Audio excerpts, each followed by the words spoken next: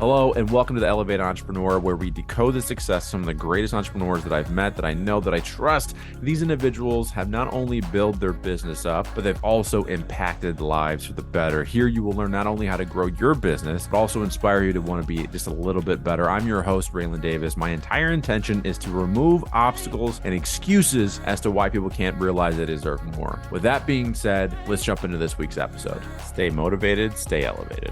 So my guest today, I am joined by my good buddy, Will. We met actually on Instagram. Beautiful thing about Instagram, but he's a clinical hypnotherapist, a NLP practitioner, CPT practitioner, which, by the way, I want to talk about Coddling of the American Mind, because that was the first book actually that introduced me to cognitive behavioral therapy, mental health, first aid provider, personal trainer. The guy does it all. And what I love mostly about Will and why I wanted him on the podcast is because he combines the inner and the external, right? You have the external, which is the personal training, with the inner shit, which, by the way, if you don't have your mind right, there's a reason why you're not getting the most you want out of your external. So with that being said, Will, thank you so much for joining the podcast, man. Thank you very much. What a great introduction that was. It's a long list, right? I'm as passionate to develop myself as I am to develop other people. So. Yeah, no, that works out, dude. Okay, so the first thing I want to talk about is actually the coddling of the American mind. So I remember I had a weird laundry list of books that I've read to prepare being a father. And it's super odd because I didn't read the normal parenting book. I read the stuff almost like the tales of what not to do. And so one of the first books I picked up was Coddling of the American Mind. And I guess I didn't really consider cognitive behavioral therapy before until that book. So maybe kind of educate us a little bit of what CBT is and I guess how you kind of stumbled upon that. We'll kind of start there. Yeah, it's ironic you asked me this because the podcast I was just listening to, you were talking about the change of way we see things and perception, and that really is what CBT is. For those of you that can't see me, I often get called a psychological weatherman as I do this demonstration. Input comes in through our five senses, comes into our mind. Things we see, hear, feel, smell and taste. Sometimes it's our intuition. Based on that input, our thoughts on it create our feelings, and our feelings influence our behaviours. Now, the thoughts, feelings and behaviours are either all positive or all negative. A positive thought does not create a negative feeling. And so where CBT works is to be able to take control of our thoughts to change how we feel about a situation and therefore be more in control of our behaviours. And that's what I do with my clients a lot, because when we get caught into perhaps tunnel vision or victim mindset or our belief structure, which we can't always see out of, we can't see sometimes what other people can see, which is something like a situation isn't quite as bad as perhaps we think it is. So to be able to change our thought, to change our perception of a situation can completely change it. There's a post on my Instagram page that I wrote a while ago. Nothing changes if nothing changes, but sometimes one thing changes and everything changes. And usually that's perception of a situation. So is it fair to say that like cognitive behavioral therapy is really the skill set of reframing? Yes. How we look at the world? That's very, very simplified it. I'm a very simple guy, Will, so I like to simplify things. One of my biggest compliments from my clients and people online that I make things really simple. And I was using this technique many years before I knew what it was. And then I looked up on YouTube. I do that already, so I got myself a certificate. And it's my biggest tool with helping clients. So then let's back up then and go into the difference between like cognitive, because I think all these things that you do, they're all just different tools, right? You have hammers, you have wrenches, like they all kind of may aid in building a house or a foundation of yourself. And so then how do you use things like neurolinguistic programming coupled with CPT? Like what would be the difference and ultimately how you use those two things? Because they kind of seem similar a little bit. They are, yeah. CBT will work. I guess the first time I've ever been asked this. So CBT is more about our conscious state of mind as we consciously see things and assess them, whereas NLP goes more into the belief system, which is in the unconscious mind. So I can do a phobia cure with NLP techniques. And my mum had arachnophobia for 40 years, and I got rid of it in 8 minutes using NLP techniques. Yeah. Because NLP is obviously how we speak, right? Like, so it takes the language Yeah. and reprograms maybe how we talk to ourselves, which then taps into CPT or CBD, or oh my God, CBT, Yeah. because the thought is what creates the patterns of meaning, right? So if we handle the language and then we reframe using CPT, you couple those Yep. together, you have massive change. Yes, but clients or most people will get the perception change with CBT, but I can't expect them to use NLP techniques because you'd need to do a course to learn that unless you've been studying it yourself. Although when I did my NLP course, I thought I do this already. So it's those of us that get into these these courses that we do. A lot of us, I'm sure you'll agree, we realise we're doing it already. What does that mean? Perhaps we were always meant to do it. But yeah, NLP works more with the belief system, which is in the unconscious mind. That's the niggle in the back of your mind when you tell yourself, I've got this, and you get a niggle going, no, you haven't. What it really is you're lying to yourself, as in what you've just told yourself doesn't fit your belief system, doesn't fit what you really believe. Oh, by the way, I wanted to, like you mentioned, obviously your mom having arachnophobia. So I have it's not unhealthy fear of spiders, but I do dislike spiders. I live in Arizona, so we have like black widows and shit. So like, there's a reason to be somewhat afraid of spiders here. But I realized where it came from was because my mom, wonderful human being, but you know, it was the second movie I've ever seen in my life. That before you tell me something. I have to clarify that she is a good person. She tried her best. But my first movie I ever saw in the theaters was RoboCop because they was based in Detroit. That one was my mom's fault. That was my dad's fault. The second movie though was Arachnophobia. That was the second movie I ever saw. Terrible. Yeah. So anyway, now for like ever, when I sit down on a toilet, immediately I'm wondering, is there a spider in there that's going to kill me? Okay, so then walk me through how you became the guide almost and the coach that you are. Because it's my belief system that our purpose usually comes from our own pain and trying to heal our own pain, trying to kind of address our own pain, and then we go, holy fuck, I'm really good at this. I'm going to help other people. So walk me through the journey of becoming Will.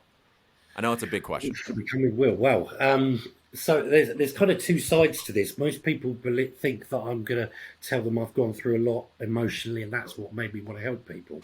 They're both. I've been through a lot emotionally, but that wasn't the drive to help people.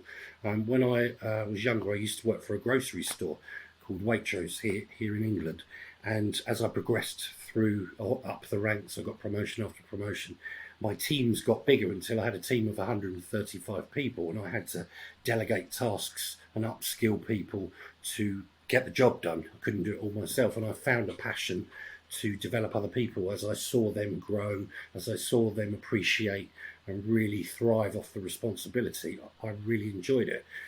So that's how I got into coaching and developing other people. And as I went on my own development courses with the grocery store, I met different people who suggested the clinical hypnosis course, the NLP course, and they got me on that path. So that's where the passion to help other people came. My own mental health journey. Oof, how long we got? We have all day, man. That's why I love podcasts. I typical parents divorced when I was 7. Didn't really feel anything about it. As I look back, I'm over that. I don't feel anything.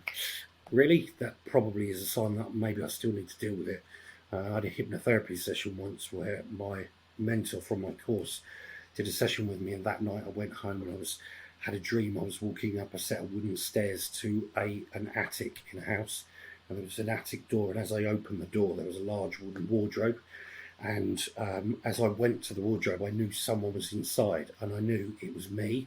And as I went to open the left door, or the right door with my left hand, I opened it, woke up and had my first and only panic attack. So I have an inner child locked in a wardrobe in the back of my mind, still needs to come out. Ironically, I've already come out of the closet once. I don't really want to do it again. So it really is about that. And that's what I help clients with.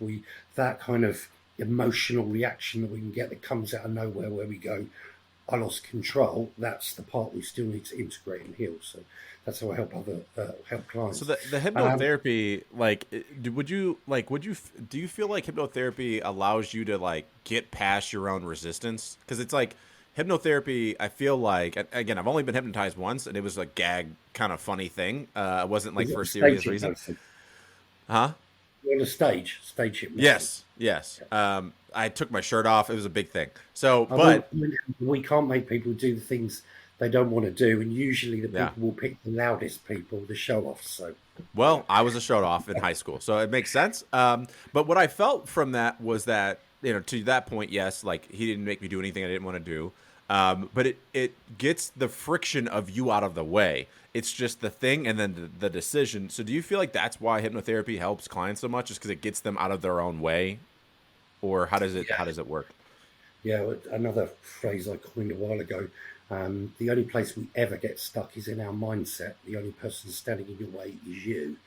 And if you imagine the mind is like an iceberg, just represented as an iceberg in your imagination, the large part of the iceberg that comes at the top of the water, that represents our conscious mind. That's everything you and I are aware of in this moment as we talk. It's about 7 to 9 things only.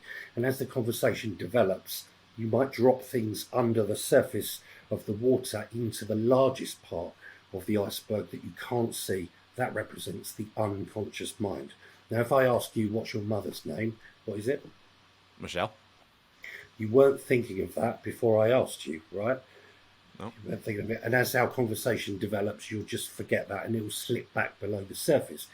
Your mind plucked that up to answer the question. And now it puts it back as we forget I've asked you. And so in the unconscious mind, the large part of the iceberg, that houses every experience we've ever had. At the bottom of the iceberg, there's childhood trauma, perhaps. Trauma goes there, childhood memories. The brain isn't developed enough until about the age of 2.5 to actually store memories. Usually, if we believe we remember something at 1 year old, it's because we've been told the story 1,000 times. Trauma goes there. The trauma can just lie undetected, but it will affect the way we behave. Our belief system is developed through the unconscious mind based on how we're treated as a child. Our identity is formed as we describe ourselves around the age of 7 based on how we're treated by parents, siblings, etc. The clients that I help, I describe their identity because this is how they describe it, as not good enough or not as good as other people. And so those people will then develop a belief structure under that identity of things that they're what they know about the world. Okay, so I can't do this, I can't do that, I shouldn't do this, I won't do this, etc. The world is flat, for example. Nothing has any meaning until we give it meaning. Nothing on the entire planet, no meaning until we give it meaning. Because as children around the age of 7, we give stuff meaning. And so we can develop that belief structure that perhaps we aren't as good as other people. Those people won't stand up for themselves, can't take compliments, just won't feel as good as other people, etc., etc. They might get into abusive or uncomfortable, unhappy relationships over and over and over because they will reinforce the belief system. Because although it feels bad, it feels right that it is them. So they just reinforce. I deserve this. So this is because essentially like they've already created meetings, so they're just looking for evidence to support the thing that that's they what had. we do. As I believe my life is terrible, I'll find evidence all over the place, but nothing has any meaning until we give it meaning. I'll stub my toe and say, I told you, brother, my life's shit. I stubbed my toe. There's no meaning. So what I do with what I've done with myself is none of the negative stuff has any meaning and loads of positive. Because my clients will create a negative belief about themselves that makes us feel bad with no evidence. So I do the opposite. Complete opposite. Every day the sun rises, I believe that means that I'm amazing and everybody on the planet believes I'm amazing. Yeah. And of course, nobody tells me otherwise, and even if they did, 7.5 other billion people think I'm amazing. So whatever, God is not knocking on my door telling me I can't use the sunrise as proof of my self-worth because it doesn't matter. So we just create the positives because we do it with the negatives and it means nothing. The truth about self-worth is simple. It's a decision which can be made daily or hourly with much precision. Yet despite the absence of any actual criteria, this choice can often cause upset or hysteria. Others' opinions of us we determine undeniably dictates if we're a monarch or just vermin. But if you look closely, you'll notice and see that people are all equal to you and to me. And those whose opinions make you feel bad and down have motive of power and steal your crown. So stand up tall and show them your presence. Kings and queens aren't concerned with the opinions of peasants. So you can decide as you start each day to build yourself in your own special way, Go make a list of length and of girth, which allows only you to determine your worth. There's no self-worth checklist, so create it. I look at myself in the mirror every day, tell myself I love you, I appreciate you. That means that I have good self-worth. Anything that tries to take it away, other people, for example, won't work, because I've built my shield, because I've made things mean that I'm good enough. But What I love about what you're saying too is the meaning around trauma. I got into trouble recently, Will. Not too recently ago, and this is actually why there's certain people I don't associate with online, is because they want to stay in that victim mentality. And I don't know if you know this, but Elevated, all of my brands, everything we do from the agency to the academy, is built around the idea of removing obstacles and excuses from people. That's my only purpose in life. And so recently I got asked this question. I want to hear your thoughts on it. But I said, like you, everything, nothing has meaning unless you give it meaning. And I said, I have this odd thing about trauma that, because I grew up in a domestic violent home, and I was a victim because everyone told me I was a victim. But there was a moment where I chose not to be a victim anymore. And it was just like, I'm not going to allow you to dictate to me that that's considered trauma. And so what I said was, like, trauma is only trauma when we decide it's trauma. But the moment we change it around, we go, it's not trauma. This is a really good learning opportunity. I remember there was a moment, I was in a counselor's room in high school, and she was bringing up my past trauma. Because every time you go into a new school, whatever, you get a new counselor, and they want to talk about the same shit. And you're like, and I remember at one point, and at one point, I go, I'm not interested in talking about this anymore. And she was like, well, no, I think you need to. And I go, well, no, here's why. It's because I am incredibly fortunate to have gone through that, because I have classmates, the hardest thing they've ever been through in their life is their mommy and daddy didn't give them an allowance. Yeah. The hardest thing I've ever been through, that's why I'm so damn resilient, is because I grew up homeless for a while. And then at that point I stopped going to those counselors. And so I'm curious on your point.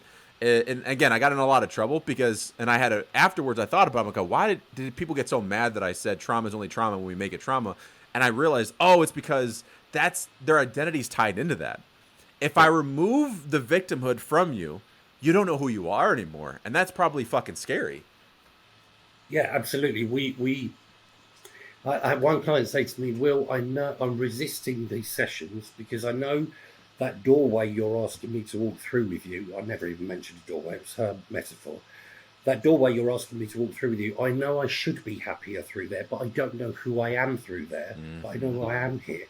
And I'm like, you can be whoever the hell you want to be when you walk through that door. Yeah. So, yes, I agree with you. Yeah, absolutely. Victim mentality, it's a safe place to be. I'm in this terrible situation. Everybody else has put me here. I'm not responsible for it and I'm stuck. Great, safe. I haven't got any responsibility. And so people do get stuck there and they're kind of unaware of it. I've had 2 clients I've given refunds to because I've gone, great, you're in victim mentality, and they've seen it as a criticism. I'm like, no, this is great, we can move past it, and they're not ready to let it go because it's safe. I haven't got to do anything. While I'm here, I don't have to do anything. Trauma, I mean, what a prime example. I think you need to talk about it. Well, when we say you need to others, what we're really saying is I need you to, or I need you to need to. Notice it was her need to get you to talk about the trauma, not yours. And as she said, I think you need to. No, I don't need to. And we can often do that to other people. You need to. No, I don't need to. Whose need is this? It's yours. Why?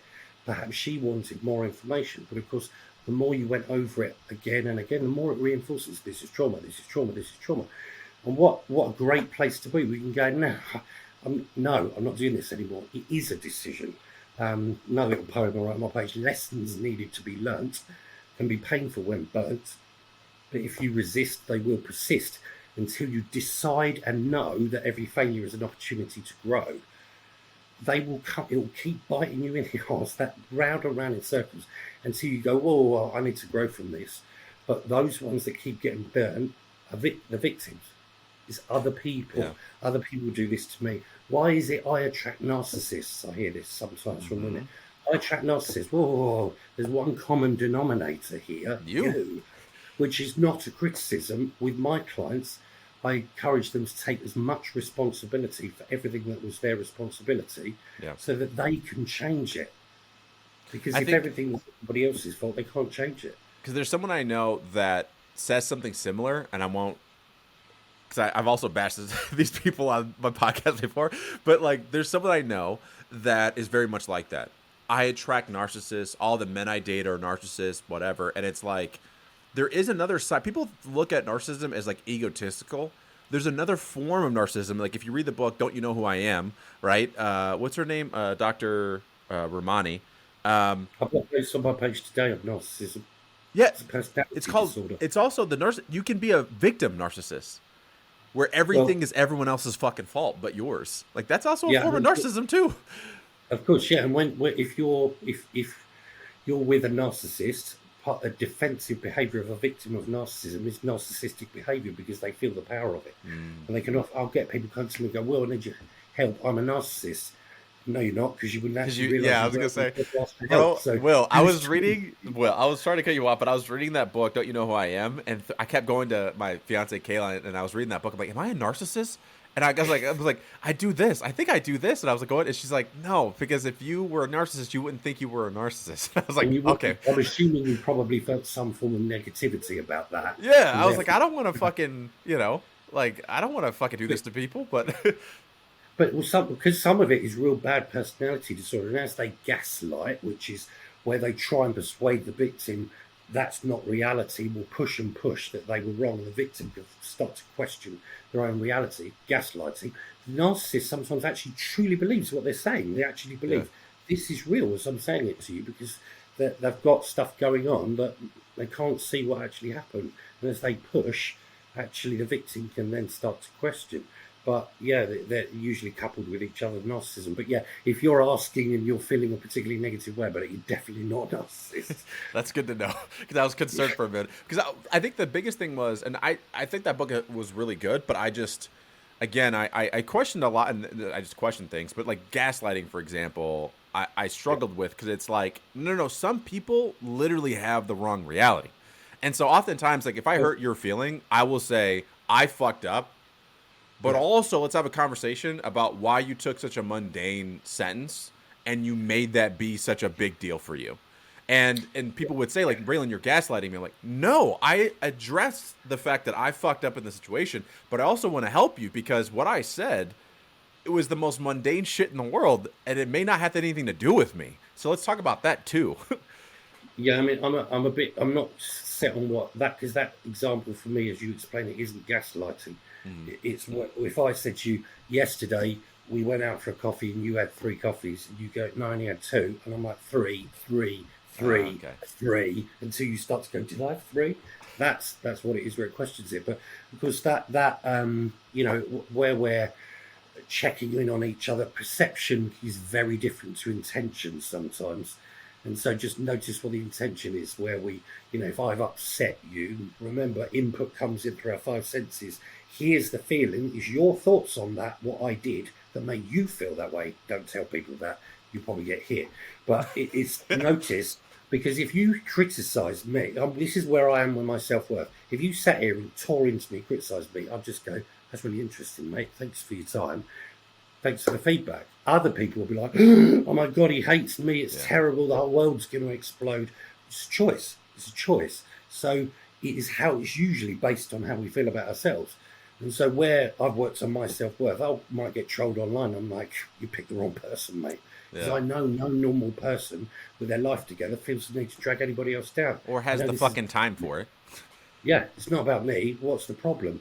It's a choice. It's an absolute choice. So, where we feel, but absolutely another, could just read my page. Your triggers are your responsibility. Once you're aware of them, you should go and sort them out. And if I'm triggering you, not necessarily on purpose, but you're reacting with extreme emotion because of something I've said, then that is technically your problem, unless I'm starting to use it as a weapon, if you like. But, a lot of people can use that. I've met people that will go, you've triggered me, and they'll do it 10 different times. But you can't use this as a defensive weapon or an attack. You're aware of your triggers. Go and sort them. So, yeah, absolutely. Intention, perception, and noticing, of course, we take in information 3 different ways as people communicate to us. The words they use, the pitch, tone, and volume of their voice, and their body language. Only 7% of the information is the words. 38% pitch, tone, and volume. 55% is the body language.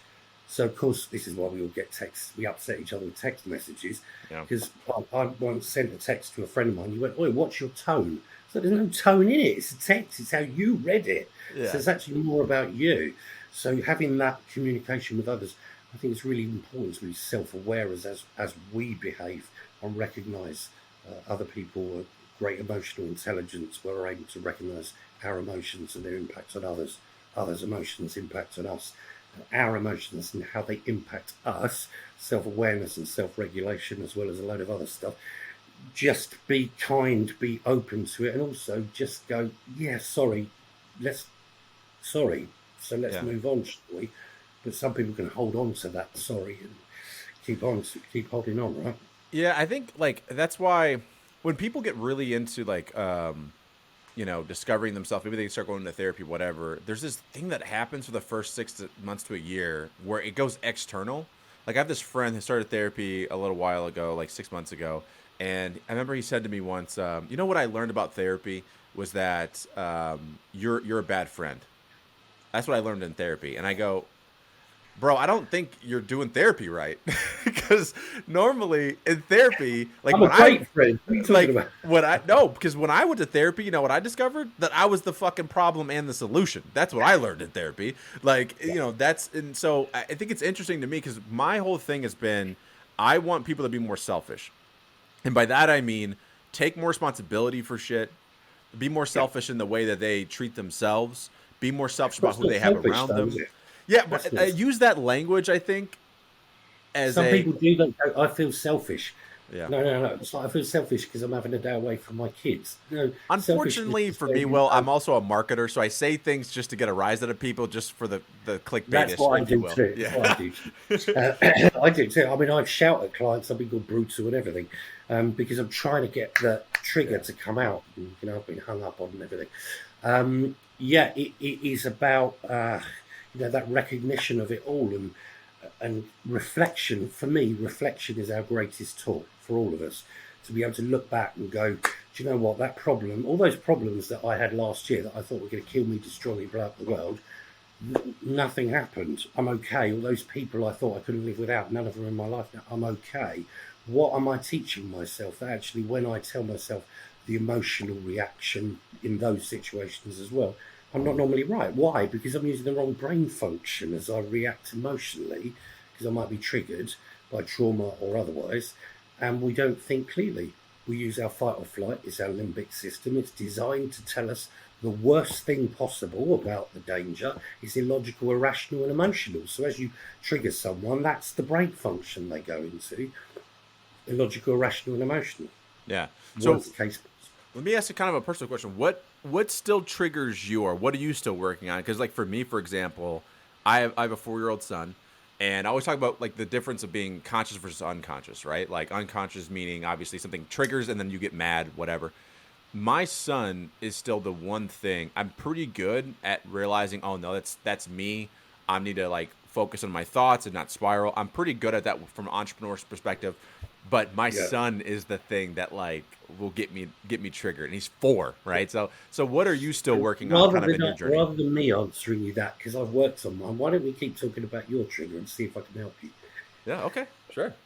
Because I don't. There's stuff in my relationship maybe, but that's a whole different story. It's a private phone call that might last a lot longer than this, but not really, because I can blow and just calm. I know I'm never out of control. When I'm angry, I know I can bring myself down at any moment, because I never get angry with people for any longer than this, because they might see it in my face and hear it in my voice, but I'm the only one that can feel the anger, and it's really destructive as I feel it. And I know someone that gets triggered by a guy that raises his voice at her, and she gets angry, and I said, do you want me to get rid of that trigger? And she said, no, because it makes me feel powerful. And I was like, oof, that is going to come back. And because anger does feel powerful in the moment, but if you keep using it, yes, not great. So I know when I'm highly emotional, I can bring myself back down. My reframing skills, well, let's put it this way, the reason why I'm so good at reframing is that's the skill I've used to overcome all the shit in my life. without even Well, realizing even it. the reason why I asked is because I think people have this misconception that once you figure out these tools, you'll never get upset. You'll never, but that's Oh, not no, really like I've done no. tons of, work on myself, but I still get triggered. And Yeah, yeah, it's yeah. the Well, speed at which you can come back to baseline. that's it. Yeah, and knowing I'm not out of control. The other day, on my Alexa in my kitchen, I put on some music. It was new music. I found like really relaxing meditation music. And I came in my living room and sat down. I said to my partner, "God, this music is making me want to cry," and I just burst into tears. Like, and I said, this year's been really stressful. Hopefully we're going to be better next year, and really emotional about it. And the music just makes me Yeah. go. And so, It's yeah, for me, I that was is listening to just an something. emotional release. Yeah, I was listening to something the other day, which makes total sense because basically it was like Nikola Tesla. It was like if you want to find all the information about the universe, look at vibration, energy, and frequency. And Yeah, so vibration and frequency, that's all music. That's why it could trigger us yeah. so well on the emotional side. But Certain hertz does, yeah, just yeah, triggers, but yeah. for me, again, for my son, I did some like digging on this recently because I was trying to figure out what it was. And so my biggest trigger moment is usually when I'm with my son, I'm trying to feed him. For whatever reason, I like can't get my fucking son to eat. And so I would used to get really, really mad about doing it. I still get a little upset, but I'm better at walking away because my fiance is What do so you get good. upset at? The So, situation, your yep. son, or yourself? It After thinking about it, my dad went to prison when I was a kid. And so I really badly want to be a good father. And I associated getting my son to eat Yeah, with being, if I don't get him to eat, I'm not a good dad. And then it yeah. makes me upset. And so I'm like, will you please just fucking eat? I don't swear at my son, but that's like how I feel, right? And then I took some time to think about it and I'm like, oh, that's the thing. Like I want to be a good dad so bad. And in that moment, I don't feel like a good dad. So instead of being sad, my go-to is anger because I'm a Neanderthal. So when you were a kid, you said you were homeless, etc. When you were a kid, what's your, just let your mind float, memories associated with food, frustration, anger, eating it or not? Were you told things like, you're not leaving the table till you've eaten it, or Yep. there's starving kids in Africa to, finish what's on your plate? What comes up as you Yeah, think all about of it? that. So it was you got to finish everything on your plate. I also Yeah, was resentful about the fact that like the worst thing ever that happened to me as a kid. Worst thing. That sounds ridiculous, but it was actually when we were growing up in Detroit. I didn't know we were poor because everyone was poor. It's that's a when good thing, though, right? yes, but then we moved to the suburbs. And Right. then we were the poorest people in the suburbs. And I went to my friends' houses, who had meals with their family, who didn't eat at the table. They ate at the table. And so food in general, I think, Yeah. was not a joyful experience. I think overall. So how did you? Because most of the time, the only person judging us is ourselves. Did you Uh, judge yourself based on the comparison to your friends? yeah, yeah. And Like so something's then wrong with my family. food was the measure of perhaps worth, and therefore that's what you've associated with. You've made yourself and an anger response. You just get angry with yourself or angry with the situation. Then, Yeah, how yeah. old That was were you? Were you around the age of 7 or up a bit older? well, yeah, like 7 or 8 when he went in, and then Well, it went on really through high school that I so at was noticing 7, those things. Yeah. we form our identities. Your reaction to that situation was anger. You've probably got a little bit of inner child work to do, because that boy, unless you've sorted it, the boy comes running forward when you get angry with the association with food, being a good parent, etc. All of that together triggers inner child. He comes out with anger, which is how he would have reacted in the situation. I can help you with hypnosis. You'll be able to bring him in and tell him something that you would have needed to hear then, which will also resonate with you now. You'll feel emotional when you find out, and I can help you find it. But that's what's happening. Inner child, 7-year-old roughly, runs forward when he gets triggered by the food situation, anger response, which is what he would have had or wanted to have, and that's what happens. Yeah, that But makes perfect sense. consciously, you are working on it. Okay, I've made this a measure. I can now, hopefully, I've given you a bit of insight now why exactly it's happened, how you get that reaction. Talk to inner child. Go, I know it's all right. It's okay. I understand the reaction, but it's okay. This is the measure. Remember, nothing has any meaning until we give it meaning. And of course, as you push food on your son, he could develop an eating disorder. He will raise up. He will grow up with his own belief system about food. And he'll come and see me and go, yeah, my dad used to get really angry when I didn't eat. And then he could pass that on. So this is what I hear from clients. My dad used to, my mum used to say this. My dad will get angry if I wouldn't eat. That's going to create something in him. How old is he? It's 4 now. Yeah. They got loads of time. Yeah. Because my thing was like, that's why I started working on it so much was I was like, I don't want to pass this, whatever this thing on. So then I got to the point where I was like, and sometimes it helps. Well, it does help when that spurs up for me. I'm for whatever reason, questions seem to help me a lot. So it's like in that moment, I always ask myself, like, if he doesn't want to, if he's full, then why do you need to force more food? And then I'm like, oh, it's stupid. And then I stop. But it's in that moment, it's like, again, it used to be, I would just blow up. But then now it's like, oh, I feel it. And then I go ask myself the question. And then I go, if you're full, dude, you're full. And now it's like, kind of like, if you don't want to eat more, don't worry about it. We can try something else. Like it's just more so like. It's nothing. It's not about him. It's all about you. Yeah. Nothing to do with him. It's about you and your need for him to eat the food, not his need. For some reason, when you ask yourself questions, this is what I tell my clients. When we ask questions, logical questions, we shut down our limbic system, fight or flight, logical, rational, emotional, and engage prefrontal cortex. It's the logical part of our brain when we're in control. Ask yourself logical questions, problem solving, and you'll switch one off. Come here, no emotion, feel in control. That's what you do. Yeah. That's what it works. In any situation, ask yourself a lot of logical questions. I learned this. I taught myself this technique before I had any of these qualifications. When I worked in this grocery store, if I ever get any negative criticism, I'd mope around for hours in self-pity. I don't know why I work here. I hate this job anyway. And I realised after a certain amount of time that I felt more in control. And what happened was I'd ask myself, what am I going to do to fix this situation? What am I going to do to make sure it doesn't happen again? Action, go into problem solving, doing stuff, shut down a logical brain, engage logical brain, no emotion, in control. Because I know I ask myself those questions over time, I now ask them immediately, shortening the time to gain control, feel in control. Last time I did it, we were building a garden bench in my living room. Don't ask me why. My partner said, hold that bit of the bench. I missed it and it smashed our 40-inch TV. Oh, my God. I was sat on the floor building a bench, tears in my eyes. I broke the TV. And my partner's like, it's all right. Nobody got hurt. And I'm like, but I broke the TV. And I thought, what am I going to do to fix it? I know I'm going to get another TV. I'm not going to have no TV. Luckily, I have the funds. I went online. I ordered a TV. The TV that was smashed, that meant I was a terrible person, went from meaning that to nothing. I grabbed it, chucked it in the box, top of my wardrobe. It went from meaning everything to nothing. Problem solved the problem, done. Yeah. And that's what you do. That's why questions work. Make them more logical. Make them more logical. If you really want to keep it great, a technique to overcome anxiety is 5 things I can see, 4 things I can hear, 3 things I can feel. I mean, how many stars are in what are the planets in the solar system? What's my son's middle name? How old's he going to be on his next birthday? What's 8 times 12? Just keep going, time and energy. One shuts down and the other one kicks in. That's how we gain control. Or have a nap, because once you calm, it just disengages. Yeah, and what do you tell ourselves this stuff? Yeah. But you're learning from this, your reflection to grow is as you reflect that now, look back now and go, how often am I right when I determine the outcome of a situation using that thought? Never is the answer I always get. I never get it right.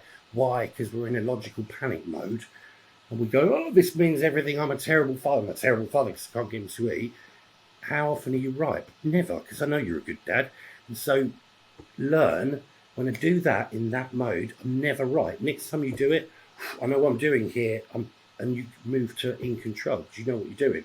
But we bypass all these learning experiences one after another. It happens again, and we go, oh my God, it's happening again, it's happening again. Why? Because last time it happened, you didn't want to talk about it after. You didn't want to learn from it. You didn't want to even acknowledge it happened. You missed a learning opportunity. Learn from it, grow from it, and know that actually I never get it right.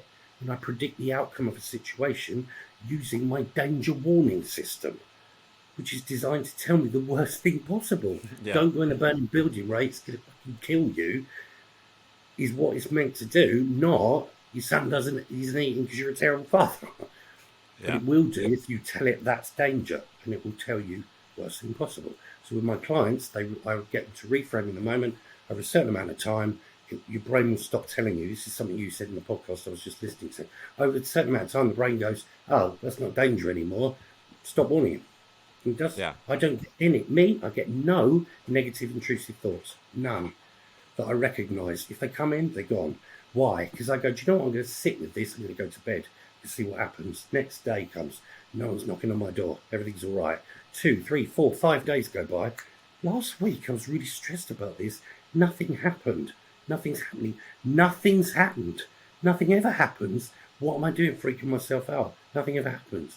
So I let it come and I just let it go. Just let it go. If you force a load of emotion and meaning on it, your brain goes, this is important. I need to keep warning you. Let it go. Let it go. Anything that's meant to be with you will stay. Ask yourself, am I in danger? Is it a situational or environmental problem, which is what danger warning system fight or flight is designed to do, a lion, a dinosaur, because it's kept our species alive. Am I in danger? Check. No, I'm not. So it must be here, which is great, because if it's there, it doesn't normally exist. Let it go. See what happens. Just notice. I promise you, nothing's going to happen. But then you must reflect. I let it go. Nothing happened. I'm going to do it again. Just keep doing it. This is why I am now. I've looked back at my entire life as a whole and realised all those people that have opinions of me that I thought meant everything never determined anything. Never meant anything. The problems they had with me were exactly that. Their problem. Their thoughts about me. Well, I'm amazing, mate, but I'm not a mind reader. All those things I told myself that were going to destroy me, kill, nothing ever did. What am I learning? When I'm in my danger panic mode, brain function, I don't get it right. And my life's okay. The balance of scales and our existence on this planet are tipped in our favour. We are not in the Hunger Games. Everything is good. If there's nothing bad, everything's good. Everything's good. If nothing's happening, everything's good. One bad thing doesn't mean everything's bad. It's just one bad situation. But everything is good. It's tipped in our favour. Start to notice. And add stuff to the list. Self-worth. Yeah, I think, well, you brought up something about anxiety when I kind of want to tap into that a little bit for people that, especially with like entrepreneurs or coaches, a lot of anxiety comes with being an entrepreneur. And one of the things that, yeah, it's just a lot for a lot of people. A lot of people. And I think for a lot of people, the anxiousness about the future, whatever. My whole thing has always been, the more that I stay in the present moment, focus on what now, like what can I do now? Everything seems to get better. And so, I don't know, what are your thoughts, I guess, on just entrepreneurship in general and the tools we need to be able to do that? Because I've been relatively fortunate in that I've been through a lot in my life that, like, I jokingly say this a lot, and I just learned from one of our guests that I need to stop saying this. I got to find better language around it. But I always say, like, I'm too dumb to know I can't do something. But that, all I'm trying to say is that I just don't put weight on shit. Like, if something fails, it's because I did the wrong action. It doesn't mean that I suck, right? So, I guess, what are your thoughts on that? First of all, don't let anybody tell you what your needs are. If you don't need to or want to change that, don't. I've just learned I need to change it. Have you? Have you decided you want to? Who's influenced you with that? Do you want to change it? If you don't, don't. So, if we tie a negative emotion to a past or current event, put all that meaning on it, you will tie yourself to it and you will feel the weight of it as you drag it along with you for the rest of your life. Cut it loose, let it go, put it down, give it back to the motherfucker that gave it to you. Nothing has any meaning. So I don't know whether I call myself an entrepreneur, probably not yet. Maybe you can help me with that. Expectations is usually, I'm guessing, where it comes from. Most of the time, the only expectations are the ones we put on ourselves. But we can take them from others, as parents say to us, you must be a doctor, you must do this, you must do that. We take them on, and it becomes, I must. But there are, again, expectations. If you put your expectations so high that you look up at them and you just feel inferior and demotivated, lower them right down. Nobody else is going to know. They'll just see you with a smile on your face, feeling accomplished. You can meet them and raise them and meet them and raise them and meet them and raise them, but lower them. Just tomorrow, I'm just going to get out of bed and shower. This is where I was in lockdown a couple of years ago. Tomorrow, I'm just going to make my bed and shower. Because there were some days I couldn't even do that. I did that, I felt accomplished. Now I can achieve more. But when it's so high, I can't reach it. What's the point? So with entrepreneurship, I'm guessing it's that these expectations, and as we can often find ourselves comparing ourselves to others or where we think we should be, that can make us feel less than. And that's your very valid point. When I'm in the moment, it feels better. Of course it does. We're in the present moment, and anxiety usually comes from thoughts about the past or the future. The past is gone, the future doesn't exist, you're wasting your time. Bring yourself back to present moment and recognize you are always in control, either of the situation itself or your response to it. And notice that actually you aren't in any danger, everything's all right. And if you need a minute, you just go, do you know what, Ray, I'm just going to think about that. I'll be back in 5 minutes. Nobody's complaining. If you want someone wants an answer from you, do you know what? I've noticed I'm a reflector, and if I give you an answer now, I'm going to regret that tomorrow, and I'm going to sleep on it. I'll come back to you tomorrow. I can't force you to give your opinion. But that's self-awareness, and that's I guess it's just building on ourselves and knowing that, other people, they don't determine anything about us. They don't live our lives, pay our bills, do our jobs. None of it. And I was influenced massively about 5 years ago by 2 newspaper articles I read by nurses who managed end-of-life wards, looked after elderly people about to die. Biggest regret from people about to die, both lists. Number 1, I wish I'd made myself happy. I spent my entire life making everybody else happy, and I never was. And here I am today, about to die, and I'm still not happy. Happiness, that's all that matters. When we're about to go, that is all that will matter. Not how many cars you had, how much money you've got. Happiness, it's a choice. Find it, create it, but choose it. And notice if you've got any situations in your life that make you feel less than great. Stop in the moment and notice what you've got. Bring your thoughts back, because as those spiral of thoughts go, he looks better than me. He's got more money than me. What happens if he's got more? Is he better than me? Does that mean I'm going to fail? And we spiral. And it's not like we choose to follow them. It's almost like we don't choose to not follow. We just keep going. And it exaggerates because anxiety does kick in. Anxiety is the fight or flight response. It is a boost of energy to fight, flight, or freeze. As in, fight the fire. If not, you'd freeze and burn to death. So it's energy. Best thing you do, go for a run. You'll feel it here, here, here. Increased heart rate, breathing rate, sweaty palms. You will feel in danger. And of course, if you don't realise what it is, you'll be looking at that competition and going, I'm in real danger. Because I know I'm in danger.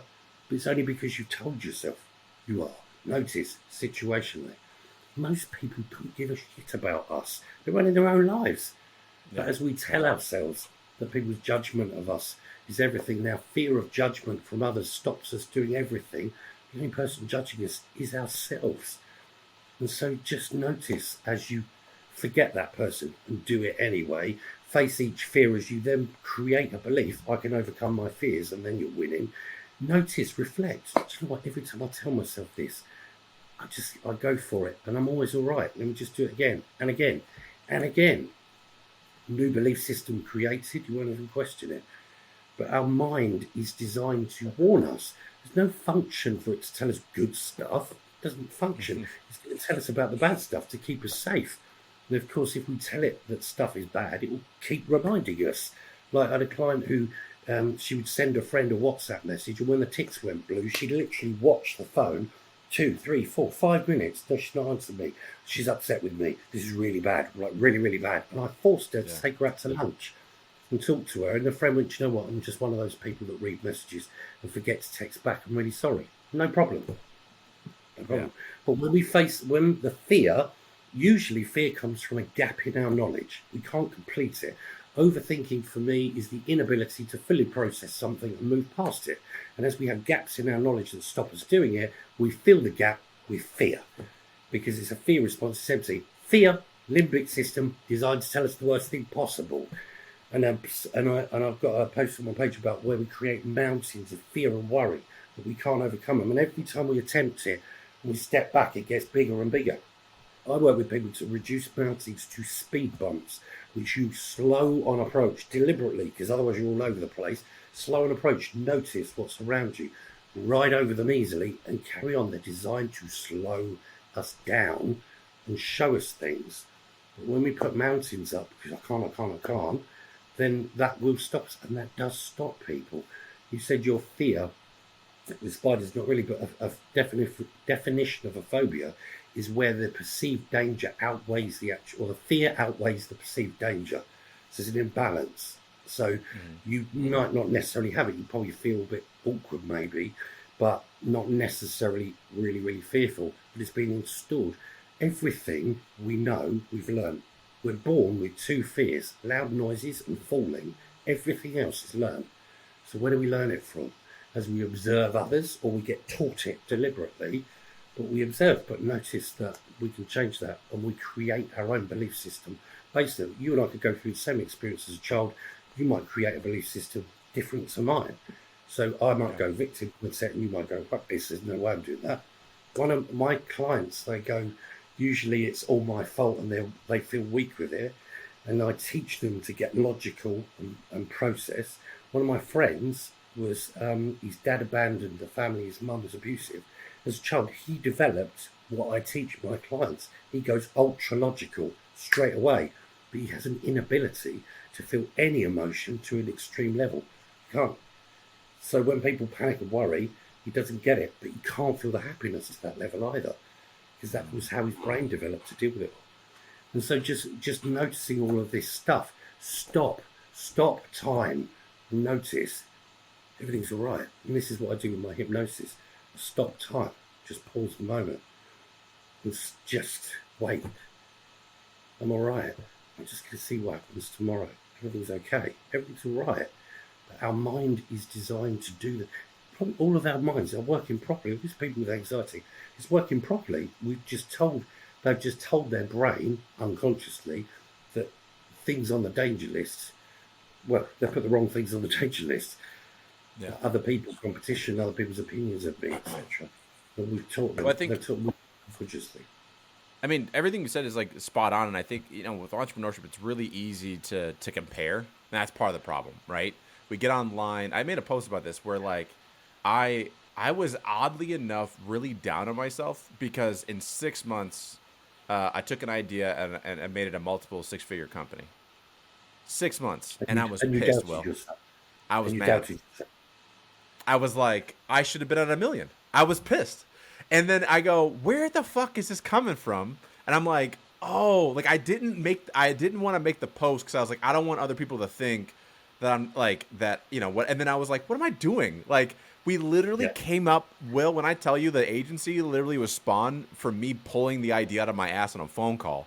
And then the next day we had a landing page up. The next like couple months we had like 10 plus clients. Like it, and then it went. And then I go, instead of being proud of the fact that we pulled the team together to develop a multiple six-figure agency, I go, I should have been at 7. And that's part of the problem is going like... I call that sabotaging. Sabotaging. Because some people will do that. They'll never be good enough because personally you might need ratification from a parent. Because you can't get it, you'll be a high achiever at work. And you'll go and keep going, but it will never be enough to tick that box because you need that box ticked, not this one. And you'll just be a high achiever but still never feel good enough here, but it's this side that needs work. Well, that's why too, like with the Coaches Academy, it was really important for me to develop a coaching program / mastermind that was about finding the thing that you love doing. Sorry to interrupt you. Before we move on from that, can you just tell me, do you know that you're really good at what you do? Good question. I think yes and no. Here, let me say this. I'm really good Would you say you're a coach? Would you say you're a coach? Yeah. Right?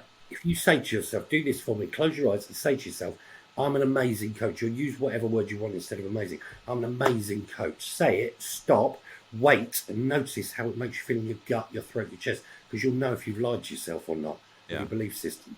Just say it out loud and notice how it makes you feel. I'm an amazing coach. And how does it feel? I mean, it feels like it doesn't feel like anything.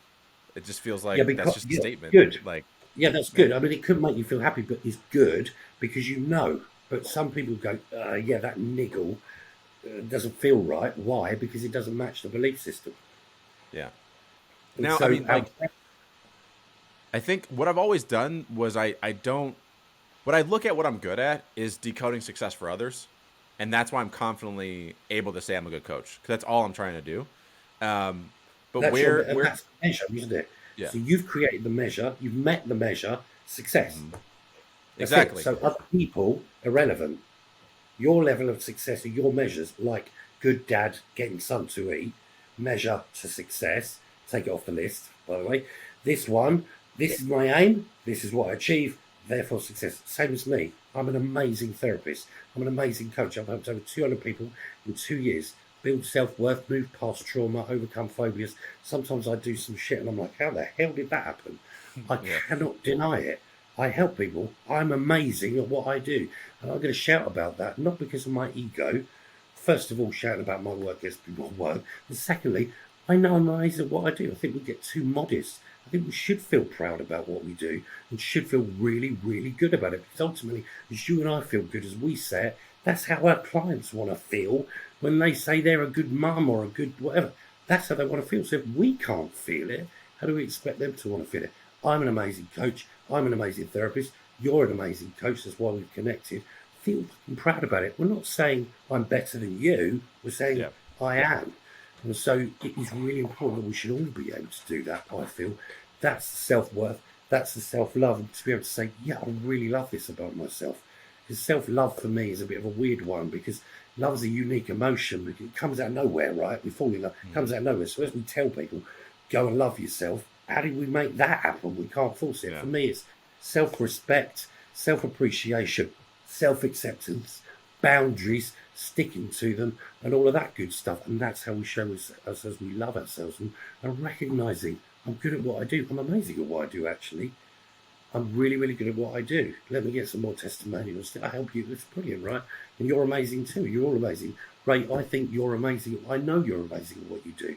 I'm really honoured to be here connected with you today. We share some goddamn appreciation for each other. It's so easy to knock each other down, or at least believe others are knocking us down. Well, again, that's why, like, for me, like, when we're looking at what we're trying to build at the academy, right? It wasn't based on this is the flaw that I see in the coaching programs today. It's here's my system. If it doesn't work for you, you're broken. There's something wrong with you. Versus that what we developed was, look, I don't know. Here's the pathway. Here's my best recommendation. But let's figure out what works for you. Because the truth of the matter is, dude, you can't make that shit up overnight. I don't care how good the program it is. You can do a program, spend 10 grand, do a program, and it can make you six figures. But the question is, would you do that for the rest of your life? Because, I guarantee you, how many people came up with the idea, you develop it and it would change over time anyway, wouldn't it? Exactly. But here's like what it's really important to me, like as a coach, is I can tell you how to make money, Will, but I can't guarantee that you'll love it. It's like, while you're here, why don't we develop a program, an offer that you could do the rest of your life? Like for me, I could do the academy, like the elevated as a brand. I could do the rest of my life. And here's how I knew that I wanted to do the academy is I would do it for free. Yeah. And in fact, like we literally dropped the price to $97 because it wasn't about the money. I just needed you to pay enough to where you showed up, right? Because if I did it for free, you wouldn't show up. As I commit, as I invest financially, I'm investing here, aren't I? Yeah. So I had to make it something. But for me, I would do the fucking group for free because I love it so much. And then I realized I was coaching people before I started the academy. I was doing like one-on-one coaching a lot. And there was one in particular. We developed this program that literally one client paid her 30 grand for like 3 months of work. We came up with another program for her, which resulted in multiple six figures. She's not doing that program anymore because she wasn't happy with it. Like she wasn't happy doing it. It didn't fulfill her. And that's what I don't want, right? Because again, you can make money doing anything.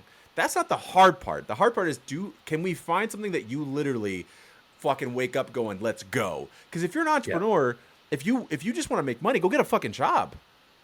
Yeah. You know what I mean? Like you might as well find something you love doing and happens to make you money. It is perfectly possible to have both. Absolutely. Yeah. And it's, it's like I say about my job with the horrific stories I listen to. I don't know how anybody could do my job just for the money, but yeah, of course there must be people that. But I guarantee you love it, right? Yeah, absolutely. And I say, well, I haven't got enough money to do it for free. If I won the lottery, I always say, if I won the lottery, I would still do it, and I would do it for free. Yeah.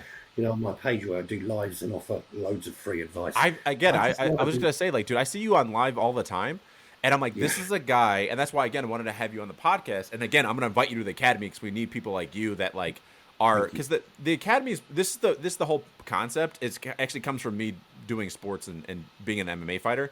Is it should Mhm. be a situation where you come in and yes, you're gonna learn from me and whatever, but it's more so about what can you give to the group and Mhm. help other people and they help you and it's a great partnership. But enough about that. But the idea, I could tell you fucking love what you do because you go on live. By the way, your lives aren't 10 minutes, bro. Your lives are like an hour. That is someone Yeah. that fucking loves helping people. And I'm like, that's the people that I get stoked about, Will, is like, I can tell I'm like, they're going to fucking change the world. And we jokingly say, like, with the agency, for example, it's like, we want to find the undiscovered thought leader because I want to find somebody that actually gives a fuck about people. And I know I'm like getting kind of heated, but I just seen so many fucking people make it about money and they're fucking miserable. Yeah, I mean, my situation is I do this because I love helping people, and I keep saying to people, I just need to be discovered. I could be on a stage. I love it. But when I get problems financially and I end up doing it for money, I say, I'm going to quit. I'd rather do another job. Yeah. I cannot do this for the money when I'm struggling for money. As I'm trying to get clients, I need to pay my next bill. It feels wrong. And I'm like, Yeah, I'm you looking can't do at- it. Can't do it. So yeah, absolutely. Yeah, Anytime for I've me, getting clients about money, I get the wrong clients. Yeah. And because I've done this, right? Like I had this, literally, I was just talking to my team about this. We started the agency. Literally, it was like so easy to get all the clients we got because it came from a place of I wanted to help people. Then we started making Yeah. some money, and then I started making it about money. And then all of a sudden, I noticed that like I wasn't getting the right people. Like it was just weird. And granted, like people that listen to the podcast probably tired of me talking about like fucking quantum and shit. But like I realized what I was doing. I was putting the wrong energy out, and that's why I was Well, yeah, attracting the wrong people. of course, yeah. Well, it's that abundance lacking mindset. I mean, Yeah. I don't know. Well, you might have seen them when I was like a mind, body, and spirit. I do tarot cards and everything sometimes. Like, Oh, dude. We could talk Yeah, about yeah. that too, because Kayla's into that. Yeah, I've got some here somewhere. Yeah, there, right there. Because it is for me, if the client believes in it, like I do past life regression in hypnosis. Do past lives exist? I don't know, but it doesn't matter. If you believe you've got a past life and your trauma is buried in that past life, I'll take you back there, and by solving that, it will solve it because that your mind has told me. My clients tell me all the information I need. I'm really good at listening. I can hear a tone, inflection. I can see body language. I'm like, oh, what's over there? There was one lady that came to a meditation on live I did once, and I called her after because she wanted some help. She was trying to move past the grief of losing her mum, and I was kind of on her side as I looked at her, and every time she talked about it, she kept looking to the left. I thought, what are you looking at? She's, nothing. I said, listen, close your eyes, tell me, imagine what's there in front of you in your imagination. She's like, I get people to describe it, the colour, the shape, and she described it as a black hole.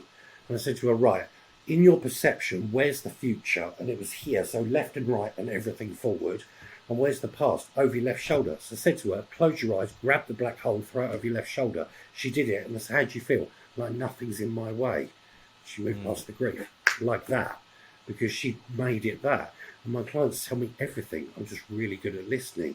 And so noticing that actually those people, what you said before around, this is my work, and if it doesn't work for you, you're broken. Well, that's where we get stuck. I always do it like this. It works for everybody else. It must be you. No, you're just not flexible. The purpose of communication is the response it elicits. If your purpose is to deliver this, you're successful by delivering it. But if the purpose is to deliver it and get people to understand it and use it correctly, then you've got to wait because you've got to notice that everybody's going to use it. We don't all communicate and receive information in the same way. We have preferences. Someone might be auditory, visual. Someone, the belief system as it filters through, we communicate out. People are different, and if you treat us all the same, you'll not get the same results. And if you think then that's the other people, you're destined to fail and you won't connect with people. We are all different. Notice that those people will tell you how to deliver it. That's coaching, right? Stop, shut up, it's not about you. Listen, they'll give you everything you need. They'll give you absolutely everything you need. But notice what your intention is. What's the measure? What's the success? If it's, I must get into it or I'm not a good dad, well, you're destined to fail every other day, mate, as we all would be. But if the measure is, I want to deliver it, great. but how many are going to be successful? I want to deliver this course, this coaching course, in a way that everybody uses it and feels confident using it and gets the results that they are destined to get, because ultimately it is also about their motivation and their drive, which we can inspire but can't give them. We give them the tools, we give them the confidence, so that the behaviours and the physical stuff, but the motivation has to come from them. We can inspire, of course, so we can't determine their success. They can determine that success. What is our success? To deliver a course that people will understand and be able to use in a way that works for them. Is that going to be different for every other people? Yeah. What are your expectations from the day? Have we met them? As I describe the day and tell you what I'm going to deliver you, and they go, what are your expectations? You basically repeat back what I've told you. And at the end of the day, did I meet them? Because I delivered everything. Yes, you did, Will. Success, thank you. I'll have a Google review and a testimonial, please. Thank you very much. We have met their expectations, because this is what you're going to learn. Have you signed up for it? Therefore, they're your expectations. All I've got to do is deliver it, and I've met your expectations, because I've already told you what your expectations are going to be. But if you don't like that, don't sign up for the course. Everybody's different. Notice that. We're not computers. See people's value and shut up and listen. I've learned most of the stuff I know from my clients. Yeah. As I listen to them, I'm like, oh my God, that's genius. I can't believe it. So I listen, because it's not about me. As much as I bang on about how amazing I am, this is not an ego thing. I'm like, you're amazing. I learned so much from my clients. Just listen, and that's where we get success, as we listen to other people. What are your measures? What's your measure of success? Yeah. If it's money, well, not money. Well, man, I think this is a good place to pause for now. But man, we're definitely gonna have you back on the show, because again, I think I really appreciate people like you, and that's why, like, again, what I look at now, again, because of people like you help people realize what they actually want. And when you realize what you want, it's a lot easier to go and get it.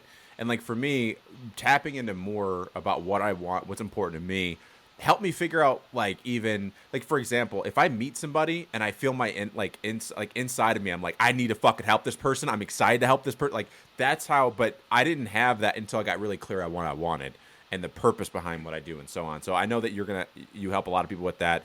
People that are listening, please check out the description below. Get in contact with Will. I'm telling you right now, if you follow him on Instagram, it will change your life. Obviously, I'll have everything that they can reach out to you from in the description. Will, thank you so much for joining me today, man. Thank you for inviting me. It's been an absolute pleasure. Thank you. All right. Thanks, everybody. Thank you for listening to The Elevated Entrepreneur. If you want to check out more about the guest, look at the description below. And as always, if you're a beginner coach or even someone that's seasoned and you're looking to join a community of like-minded individuals, learn about branding, lead generation, sales, you name it, think about applying to the Elevated Coaches Academy. You can learn more about that in the description below. I look forward to having you in the next episode. We'll talk to you soon. Stay motivated, stay elevated.